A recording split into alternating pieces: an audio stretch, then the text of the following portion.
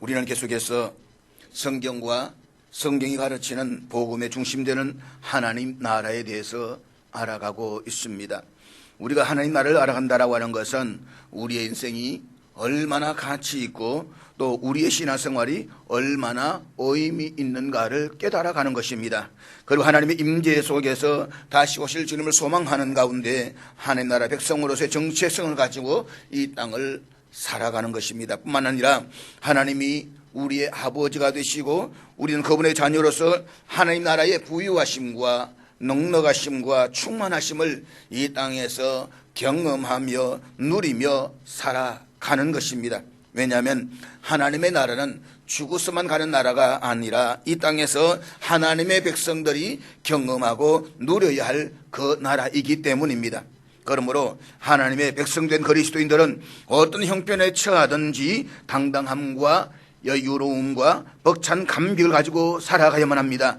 그런 의미에서 우리가 하나님 나라를 알아간다라고 하는 것은 참으로 중요하다라고 말씀을 드릴 수가 있습니다. 오늘 우리는 다윗이 지은 시편을 통해서 다윗이 그의 일생에서 경험하고 누렸던 하나님 나라를 알아가려고 합니다. 다윗의 인생에서 하나님 나라의 성장사를 압축적으로 보여주고 그의 정신적 영토를 그려놓은 듯한 인상을 주는 것이 그가 지은 시편입니다. 다윗은 시편에는 다윗에게 임한 하나님 나라, 또 다윗의 나라에 임한 하나님 나라의 복음이 고스란히 잘 드러나고 있습니다. 성경 전체의 주제가 하나님 나라라고 한다면 시편의 주제도 역시 하나님 나라입니다. 시편 전체의 주제를 구체적으로 말한다라고 한다면 두 가지로 요약해서 말씀을 드릴 수가 있습니다. 하나는 시편에는 이스라엘이 과거에 경험했던 하나님 나라의 위엄과 영광을 노래하고 장차 나타날 하나님 나라의 다양한 모습들을 찬양하고 있습니다. 또 다른 하나는 하나님 통치가 충분히 실현되지 않은 이 세상에서의 부르짖음입니다. 즉 시편의 주인공들은 부재 중인 하나님 나라에 살면서 하나님의 보호자를 향해 온갖 종류의 간구와 탄원, 감사와 찬양, 결심과 각오를 실하는 형식으로 올려드리고 있습니다. 따라서 시편에서 하나님의 말씀은 하나님으로부터 계시된 말씀이 아니라 하나님께 올려드리는 인간의 기도와 찬양, 또 탄식과 항의, 불평과 원망이라고 말할 수가 있습니다. 한마디로 시편은 부재 중인 하나님 나라에 살아가는 하나님 백성들의 생존 분투록이라고 말할 수 있습니다. 그런 의미에서 하나님을 향한 마음이 차가워지고 심드렁해진 사람들이 하나님의 친밀감을 회복하는 데 있어서 가장 유익한 책이 있다고 한다면 저는 시편이라고 말씀을 드릴 수가 있습니다. 하나님 통치하심에 대한 흔적이 사라진 팍팍한 현실 속에서 기도 언어가 끊어져서 빌바를 알지 못하는 탄식에 짓눌려 있을 때에 시편은 우리에게 용기와 위로를 줍니다. 그래서 우리가 시편을 사랑하고 시편을 많이 암송할 필요가 있습니다. 저도 종종 때때로 길을 지나가다가 아니면 힘들 때마다 23편을 종종 암송합니다. 여호와는 나의 목자시니 내게 부족함이 없으리로다. 그가 나를 푸른 풀밭 쉴만한 물가로 인도하시는도다. 이 말씀을 암송할 때마다 내 삶에서 목자로 인도해 주셨던 하나님의 은혜가 얼마나 감사한지 모릅니다. 한편 시편에서 그리고 있는 세계는 의인과 악인입니다. 시편에서 현실을 지배하고 있는 세력은 악인입니다. 이들 악인들은 사울과 바벨론 제국, 이집트 제국, 그리고 율법을 부정하면서도 부자로 살아가는 사람들과 세상에서 온갖 죄를 저지르면서도 형통한 사람들, 하나님의 백성들이 당하는 환난을 이용해서 미천을 잡으려는 사람들, 믿음대로 살려고 몸부림치는 하나님의 백성들을 조롱하는 사람들, 그들의 이야기가 나옵니다. 이들 악인들은 하나님을 거부한 채 율법대로 살지 않고 극한 개인 이기주의와 기회주의적인 처세, 그리고 힘과 탐욕 숭배, 권력 숭배, 자신의 힘과 의지로 살아가는 사람들입니다. 그런가 하면 시편에는 이들 악인들 때문에 고난을 당하면서도 부재 중인 하나님 나라에 대한 믿음과 소망으로 살아가는 사람들의 이야기도 나옵니다. 이들은 눈에 보이지 않지만 이 세계를 통치하시는 하나님과 하나님 나라를 믿고 그 나라가 이루어질 것을 소망하면서 충성을 바치는 사람들입니다. 이들은 악인과 대비되는 어인입니다. 시편에서의 어인은 하나님을 믿고 살다가 가난하게 된 사람들이요, 율법을 지키고 신앙의 양심을 지키기 위해서 불의한 대가를 멀리하는 사람들입니다. 환난으로 어려움에 직면하고 멸시와 조롱을 당해도 하나님의 은혜의 역사를 믿고 묵묵히 살아가는 사람들입니다. 그런데 시편에서 부재 중인 하나님 나라에 속한 어인은 또 크게 두 가지를 경험하는 사람들입니다. 첫째는 자신의 죄 때문에 고난을 받고 강한 심판자에 의해서 추격을 당하는 사람입니다. 죄로 인해서 설 곳이 없는 깊은 수렁과 깊은 물에 빠지는 것을 경험한 사람입니다. 특별히 시편에는 자신의 죄로 인해서 고난받는 사람들이 많이 있기 때문에 대부분의 시편을 읽어보면 금방이라도 터질 듯한 내 심장에 누군가가 들어와서 내 마음을 다 알고 대변하고 있다는 느낌이 들 때가 있습니다. 그렇지 않습니까? 어느 날 말씀을 듣고 있는데 우리 목사님이 나를 다 알고 있어. 누가 내 이야기 했어? 누가 찔렀지? 라고 그런 느낌이 들 때가 있지 않습니까? 시편을 읽을 때가 그런 생각이 들 때가 있다는 것입니다. 그래서 시편을 읽어보면 우리의 양심을 찌르는 내용들이 의외로 많이 있습니다. 두 번째는 하나님이 주권적으로 허락하신 고난을 겪는 상대적으로 죄 없는 자들의 고난입니다. 대표적으로 욥과 같은 어인들이 당하는 고난이라고 말할 수가 있습니다.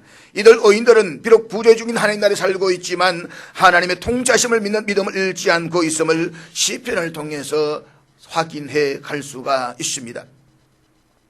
우리가 잘 알듯이 시편은 모두가 150편인데 이 가운데 절반인 75편이 다윗이 지은 시편입니다. 그리고 이들 시편 안에는 다윗이 굽이치는 파란만장했던 인생 모티브가 기성전결의 구조로 나타나 있는 것을 볼 수가 있습니다. 하나님의 은총의 발자국이 다윗의 기성전결의 인생 가운데 다 나타나고 있습니다.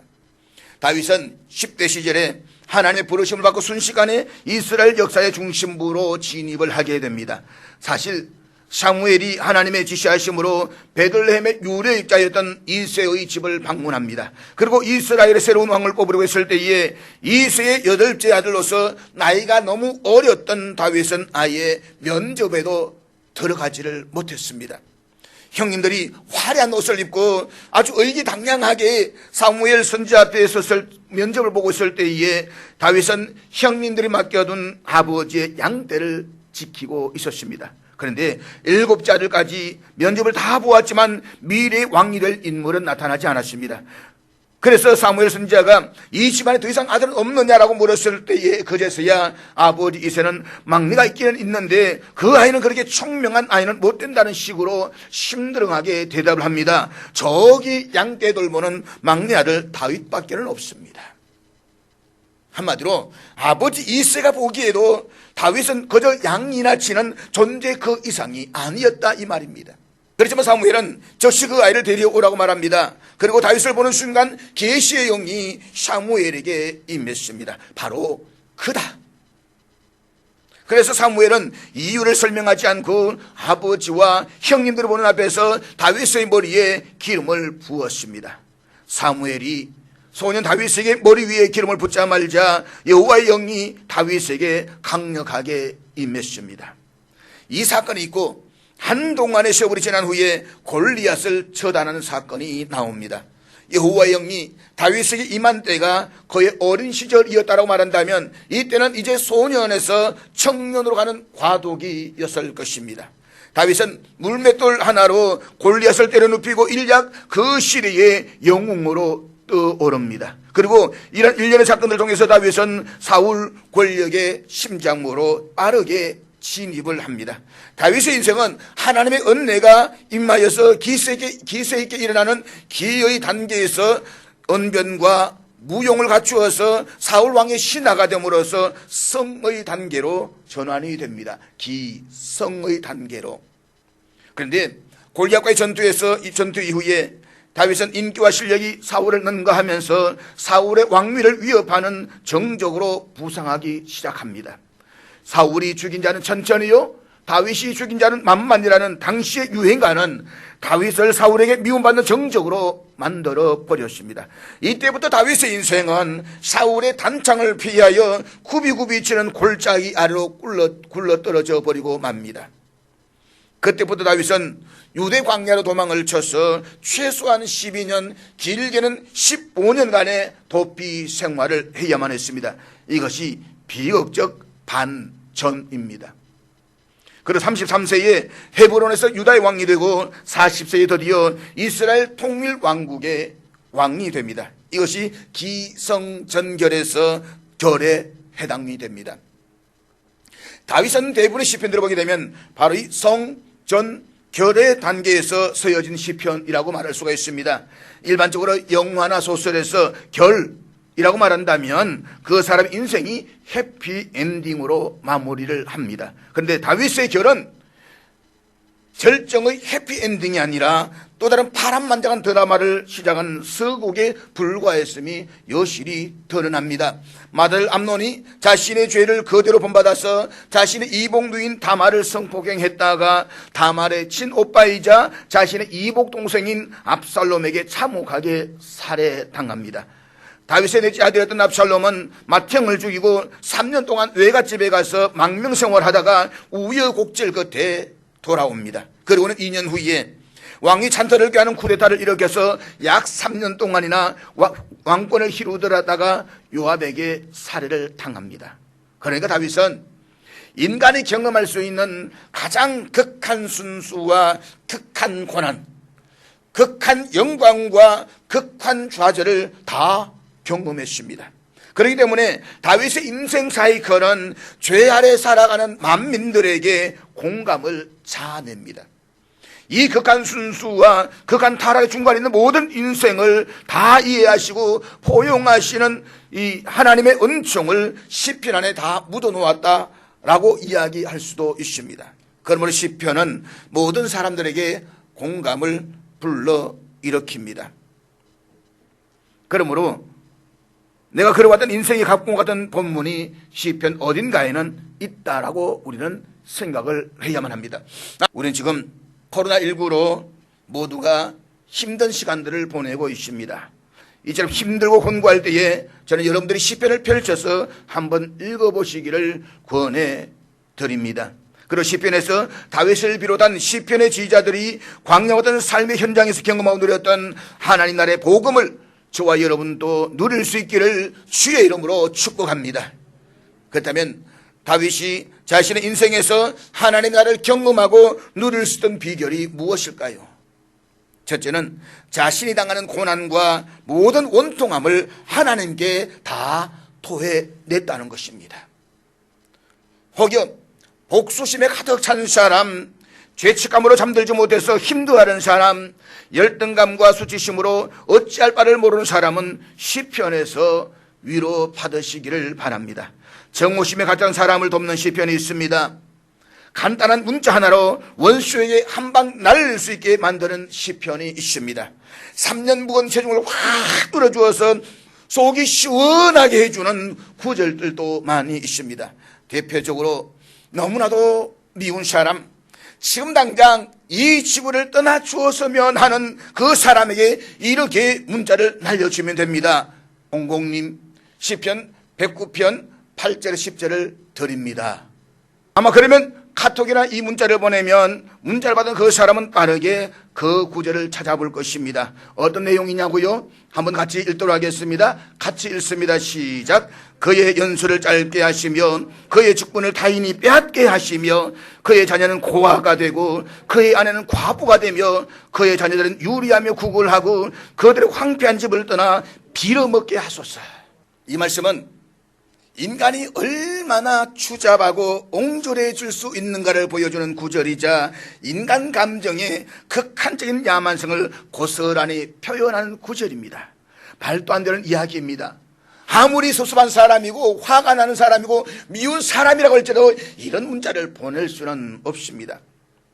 그런데 이런 말도 안 되는 기도문이 시편에 다수 실려져 있습니다. 심지어 복수심에 불타는 기도문도 있습니다. 시편은 이처럼 인간의 극단적 죄성을 파고들면서 대면하면서 폭로하고 있습니다. 하나님이 마주 대하는 인간의 진면목이 이렇다는 것입니다. 이처럼 시편에 등장하는 숱한 아우성이 바로 우리 주님이 중보하시고 구원하셔야 할 죄인들의 참 모습입니다. 시편을 읽어보면 감히 입에 담기조차 거북한 원망과 불평과 저주의 언어들이 있습니다. 그리고 시편은 인간의 원시적 보복 감정과 야만적인 감정의 방출을 무제한적으로 허용하고 있습니다. 우리 하나님은 오히려 그런 저주가 담긴 언어를 토해내도록 유도하십니다. 그러나 그 대상이 사람은 아닙니다. 만약에 그런 울분과 저주가 담긴 언어를 사람에게 토해낸다라고 한다면 그것은 성경에 담지도 않았을 것입니다. 시편은 우리 마음 깊은 곳에 담겨져 있는 저주와 울분과 속상함과 억울한 감정들을 하나님을 향해서 토해내도록 유도하고 있습니다. 이 저주를 사람에게 퍼붓지 말고 하나님께 토해내라, 이 말씀인 것입니다. 사실 시편 109편은 문자로 전송하기에는 너무나도 충격적인 말씀입니다. 만약에 이런 문자를 받았다고 한다면 엄청난 정신적 충격에서 헤어나오지를 못할 것입니다. 시편 109편은 다윗이 지은 시편입니다. 그런데 다윗이 어떤 사건을 배경으로 해서 이 시편을 지었는지에 대해서는 명확하게 알 수는 없습니다. 본 시편 전체에는 다윗 자신이 경험하고 있는 개인적인 감정과 슬픔이 극대화되어서 나타나고 있습니다. 따라서 시편 109편은 다윗이 대적들로부터 견디기 힘든 고통과 배신을 느끼면서 육체적, 정신적 헛달과 빠진 상태에서 지은 것이라고 추측하고 확신할 수가 있습니다. 우리가 잘 알듯이 다윗은 사울에게 미움과 시기를 받고 권력의 중심부에서 굽이치는 골짜기 아래로 굴러 떨어져야만 했습니다. 그는 최소한 12년, 길게는 15년 동안 사울을 피해서 광야로 도망자의 삶을 살아야만 했습니다. 광야는 모든 것이 부족하고 살아내기가 힘든 곳입니다. 뿐만 아니라 다윗은 인생의 말년에 영광의 정점을 향해서 치솟던 그때에 압살롬의 반역을 해서 망가져야만 했습니다.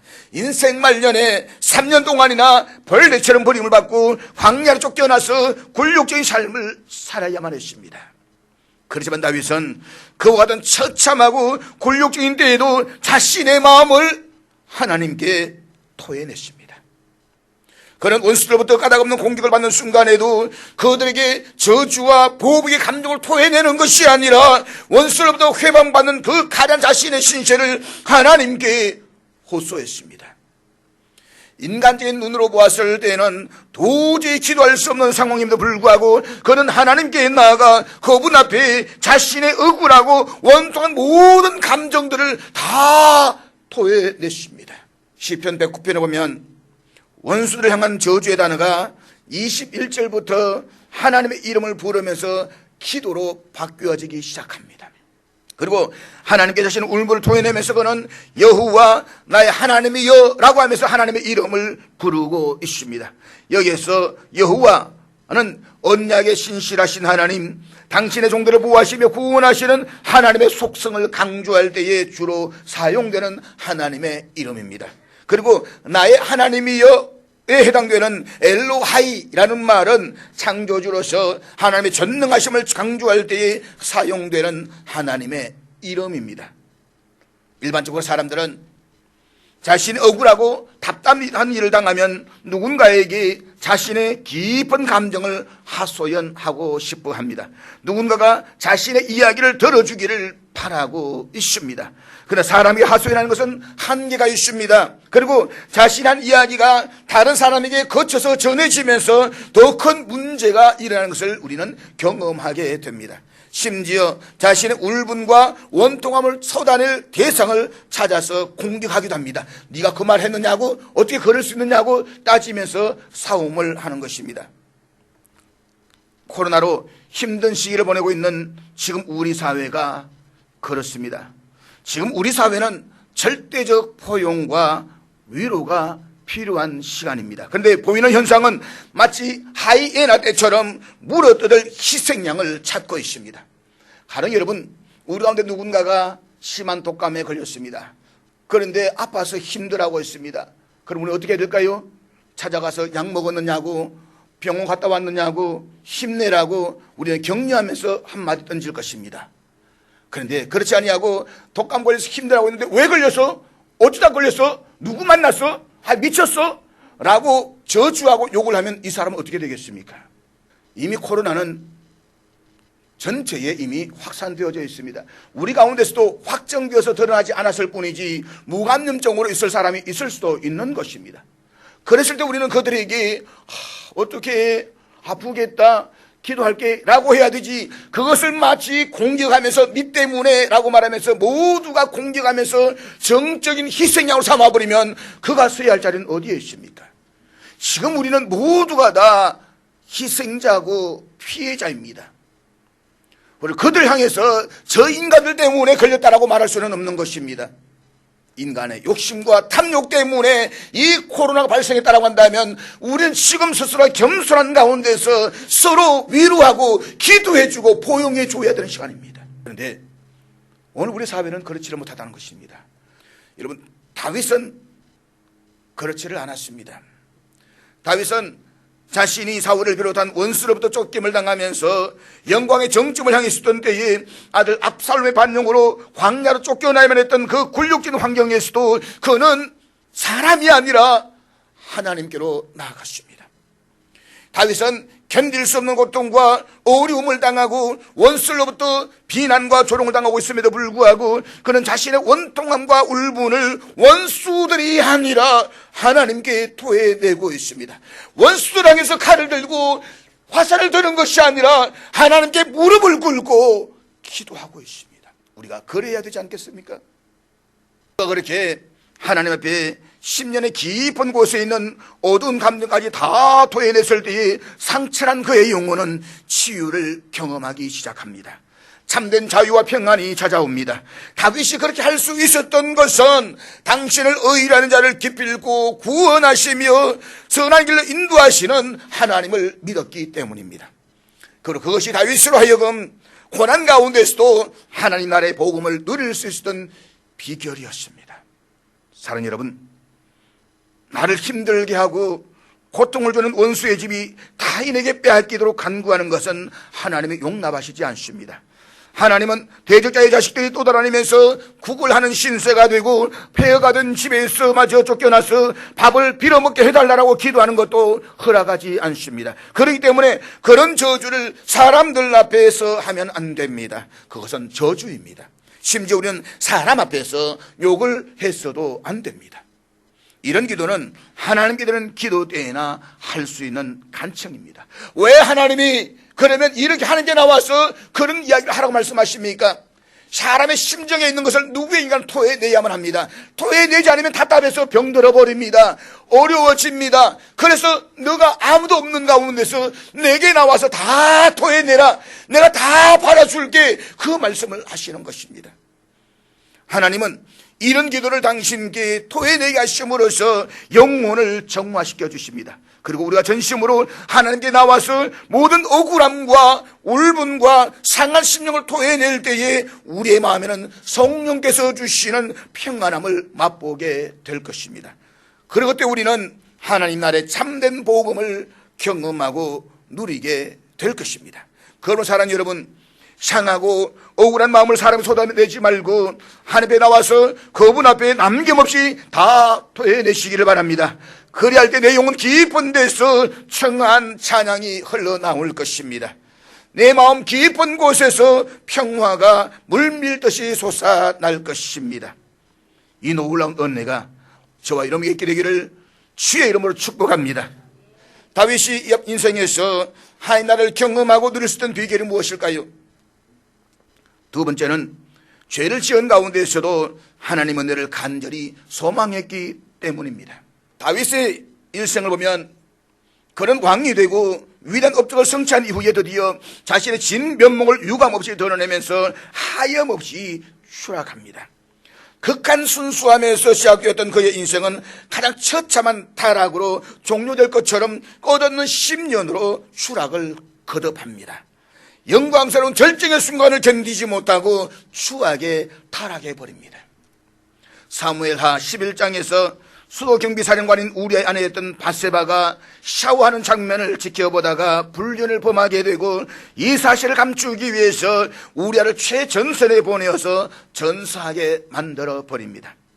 살인, 간음, 도적질, 이웃의 소유에 대한 탐심, 하나님의 이름을 남용하는 등 10계명 중에서 다윗은 최소한 5가지의 계명을 범하게 됩니다.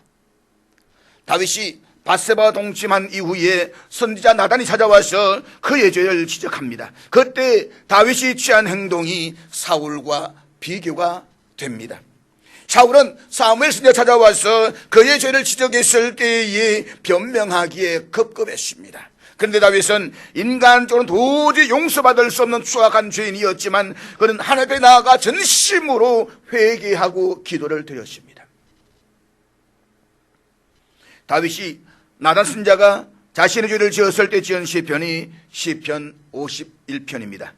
51편에 보면 다윗은 옷을 저로 나를 정결하게 하소서라고 자신의 죄를 용서해 주시기를 간구한 다음에 11절에서 이렇게 기도하고 있는데 우리 11절 다 같이 읽도록 하겠습니다. 시작. 나를 주 앞에서 쫓아내지 마시며 주의 성령을 내게서 거두지 마소서. 여기서 나를 쫓아내다의 히브리 원형은 죽은 시체나 오물을 골짜기에 내버리는 것을 나타낼 때에 사용되는 단어입니다. 나라와 자신을 위해서 충성을 다 바쳤던 부하를 최전선에 보내서 죽게 만들고 그 부하의 아내를 빼앗았던 다윗은 어쩌면 골짜기에 버려져야 할 쓰레기와 같은 존재였는지도 모릅니다. 다윗은 최소한 자신을 그렇게 비유하고 있습니다. 그렇지만 자신이 비록 그런 존재라고 할지라도 자신을 주 앞에서 쫓아내지 말아달라고 간청하고 있습니다. 하나님 아십니다. 나는 벌레만도 못하고 쓰레기 같은 존재입니다. 그럴지라도 하나님 저를 제발 쫓아내지는 말아주세요. 이게 다윗의 기도입니다. 다윗은 하나님께 부름을 받았던 사울이 어떻게 살았고 또 그의 인생이 끝이 어떻게 끝났는가를 두 눈으로 똑똑히 보았습니다. 하나님 떠난 사울은 악령에 사로잡혀서 힘들게 살아야만 했습니다. 그리고 사울로 인해서 가족이 멸문지화를 당했습니다. 이것이 하나님이 떠난 자에게 임한 심판의 결과였습니다. 그러므로 다윗은 자신이 범한 죄로 인해서 당하게 될 것이 무엇인가를 잘 알고 있었습니다. 그것은 하나님으로부터 심판을 받고 그가 하나님을 버린 것처럼 하나님으로부터 버림을 받는 것입니다. 따라서 주 앞에서 주의 성령을 내게서 거두지 마소서라고 하는 간구는 하나님의 임재와 교제로부터 내치지 말아 달라는 것입니다. 하나님의 임재와 교제는 하나님의 은혜와 구원을 고대하는 모든 인간들에게 유일한 기쁨이요 소망의 근원입니다. 다윗이 힘든 광야의 시간을 견딜 수 있던 것도 하나님의 임재와 교제가 있었기 때문입니다.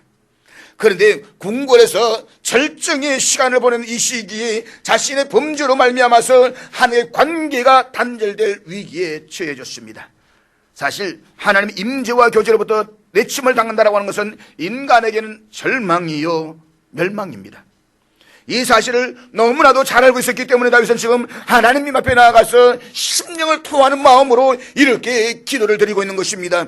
나를 주님 앞에서 멀리하지 마시고 주의 성령을 거두지 마옵소서. 주의 성령을 거두지 말아 주십시오. 제발 떠나지 말아 주십시오. 다윗은 이전에 15년 가까이 광야에서 결코 형통하지 못한 도망자에 살면서도 형통함을 노래할 수가 있었고 하나님 나라의 기쁨을 누릴 수 있는 것은 하나님의 임재와 교제가 있었기 때문이었습니다. 그런데 밧세바와의 간음과 우리아를 죽이는 범죄로 인해서 그의 삶에서 누려왔던 하나님 나라의 복음이 사라졌습니다. 그리고 하나님 나라 보잔 삶의 허무와 고통이 어떤 것인가를 뼈저리게 느끼고 있습니다. 그의 심령에는 기쁨과 평안이 사라졌습니다. 그러면 그는 하나님의 임재와 교제가 회복됨으로써 그가 광야에서 경험하고 누렸던 그 하나님 나라의 영광으로 다시 들어가기를 소망하고 있는 것입니다. 그리고 하나님은 그를 용서하시고 다시 하나님 나라의 복음을 누리게 해 주셨습니다. 여러분, 죄를 짓고 하나님의 은혜로 새롭게 되는 다윗이야말로 모든 인류, 모든 사람에게 희망이 됩니다. 이런 다윗의 인생도 하나님의 은총으로 새롭게 되고 하나님 나라의 복음을 누릴 수 있었다고 한다면 우리 또한 새롭게 되고 하나님 나라의 복음을 누릴 수 있게 되지 않겠습니까? 우리 가운데 누가 다윗처럼 이렇게 많은 죄를 지었습니까? 자기 부하를 가장 위험한 최전선에 보내서 전사하게 하고 그 후에 그의 아내를 빼앗는 이 범행을 누가 저지를 수가 있겠습니까? 영화에서나 나올 법한 장면입니다. 이것은 보통 인간이라면 생각지도 못할 죄악입니다. 이런 다윗이 하나님의 은총으로 새롭게 되고 하나님 나라를 누릴 수가 있었다라고 하는 사람 여러분, 우리 모두에게도 희망이라는 사실을 믿으시기를 주님 축복합니다. 우리들은 오징어의 목물이 터져나온 것처럼 가장 저열한 인간성을 폭발시키는 죄를 저지를 수 있는 뇌관을 안고 살아갑니다. 그러나 하나님은 이렇게 치사하고 옹졸한 자기 중심적인 죄인을 구원하시려고 인간의 역사 속에 연루되시고 참여하십니다. 인간을 구원하시기 위해서 친히 인간의 마을로 내려오셔서 인간의 폭력과 배척의 사정권에 자신을 다 내맡기신 것입니다. 십자가 사건에서 말입니다. 그러므로 다윗처럼 지저분하고 도덕적으로 제기 불가능한 파상을 경험한 사람 인생도 고치고 정결하게 하며 우설토록 깨끗하게 해주시는 것이 하나님 나라의 복음인 줄로 믿으시기를 주의 이름으로 축복합니다. 다윗이 인생에서 하나님 나라를 경험하고 누릴 수 있던 비결이 무엇일까요? 셋째는 어두움 가운데 있는 우리를 빛 가운데로 이끄시는 하나님을 믿었기 때문입니다. 오늘 본문의 시편 139편은 한 인간이 경험할 수 있는 가장 처참한 고난을 다루고 있습니다. 밤에 사로잡힌 인간 영혼의 노래입니다. 다윗은 인간이 경험할 수 있는 가장 밑바닥에서 자신의 영혼을 감싸안으시는 하나님을 노래하고 있습니다. 본문에서 강조되는 단어 가운데 하나가 하나님이 나를 안다는 것입니다. 이것은 하나님과 다윗과의 뗄 수 없는 긴밀한 인격적 관계를 함축적으로 표현하고 있는 내용입니다. 다윗은 본문 7절에서 자신이 하나님께 완전히 포위당했다는 사실을 깨닫고 하나님께로부터 피할 수가 없음을 고백하고 있습니다. 본문 7절 말씀, 본문 7절 우리 다 같이 읽도록 하겠습니다. 같이 읽습니다. 시작. 내가 주의 영을 떠나 어디로 가며 주의 앞에서 어디로 피하리이까. 아담 이래 모든 아담적 인류는 하나님의 얼굴을 피하는 존재입니다. 아담도 하나님 존재를 피하기 위해서 무화과 나무 뒤에 숨었고 가인도 하나님을 피해서 유리 방황했습니다. 다윗도 밧세바의 범죄로 한때 하늘을 피해 도망갈 생각이었습니다. 본문 8절 이하에 기록된 하늘, 서울, 바닷가천 인간이 상상할 수 있는 가장 먼 도피처입니다. 그러나 만유의 주제이신 우리 하나님은 가장 거룩한 무한 추적자이십니다. 요나가 니느웨로 가지 아니하고 다시스로 도망갈 때에 그 속에 찾아오시던 하나님은 우리의 선택한 자를 버리지 아니하시고 끝까지 찾아오시고 끝까지 만져주시는 하나님이십니다. 주의 오른손이 방황하는 영혼을 붙드십니다. 우리가 물처럼 쏟아져서 우리의 생각과 행동의 중심이 하염없이 무너져 내릴 때에도 하나님은 권능의 오른손으로 저와 여러분을 붙잡아 주십니다. 하나님 여러분, 대낮 같은 인생이 밤으로 돌변하는 경우에는 어떻게 해야 될까요? 다윗이 그러한 인생을 경험했습니다. 권력의 중심부에서 골짜기로 굴러떨어졌습니다. 왕이라는 영광의 자리에서 굴욕의 자기로 쫓겨났습니다. 그렇지만 다윗은 이렇게 고백합니다. 오늘 본문 11절과 12절 말씀 우리 다 같이 읽도록 하겠습니다. 11절 12절 다 같이 읽겠습니다. 시작. 오늘 본문인 시편 139편이 말하고 있는 이 빛과 어둠의 변정은 실로 하나님의 부재를 경험하고 있는 사람들이 붙들어야 할 복음입니다. 시편에서 가장 많이 다루어지는 주제가 추격당하고 포박당하고 유린당하는 영혼의 고난입니다.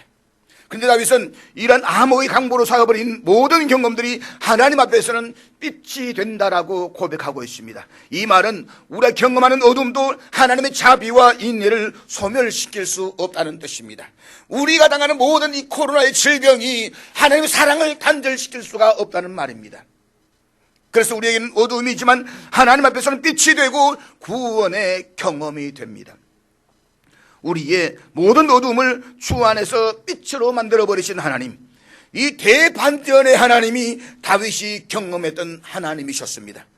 어둠의 가장 깊은 심장부로 굴러떨어진다라고 할지라도 여전히 거기에도 하나님의 통치권이 미친다는 사실이 다윗이 경험했던 하나님 나라의 복음이었습니다. 사랑하는 여러분, 사실은 우리 모두도 다윗과 같은 인생의 사이클을 그리고 있습니다. 우리가 대부분 순수했던 한때가 처참하게 부서지는 것을 경험합니다. 영광의 정점을 향해서 치솟던 때가 고난과 시험과 죄로 인해서 망가지고 벌레처럼 버림받던 것 같은 그런 경험을 했을 때가 있습니다. 우리들이라고 예외일 수는 없습니다. 그러나 다윗을 용서했던 하나님은 이런 사이클을 타고 돌아가는 죄인들을 용서하셨고 받아주셨습니다. 우설토록 깨끗하게 하시고 그의 죄를 맑게 씻어주시는 하나님 나라의 복음을 누리게 하시는 하나님. 그래서 하나님의 생명력 넘치는 은혜로 반전을 이루고 성장과 성숙을 거듭해 가는 것이 오늘 우리 성도들의 은총인 것입니다. 그리고 그것이 하나님 나라의 백성들이 이 땅에서 누리는 은혜요 축복입니다. 우리는 지금 한 줌의 빛조차 보이지 않는 암과 같은 시간을 보내고 있습니다. 불안하기도 합니다. 혹여 내가 걸려가지고 또 누군가에게서 공격받지 않을까, 나도 정죄하지 않을까, 이런저런 염려들이 우리의 삶 속에 끊임없이 밀려오고 있습니다. 그러나 여러분, 우리를 누른 빛이 밤이 된다라고 할지라도 그 밤을 다시 빛으로 만드시는 하나님을 믿으시기를 바랍니다. 그래서 우리가 코로나에 경험하는 모든 부정적 경험들이 그것이 비록 깊은 밤의 경험이라고 할지라도 하나님이 둘러싸기만 하면, 하나님이 역사하시기만 하면 빛의 경험을 바뀔 수 있다는 믿음 사실을 믿고 다윗처럼 하나님 나라의 복음을 누리면서 살아갈 수 있는 저런 들 있기를 주의 이름으로 축복합니다.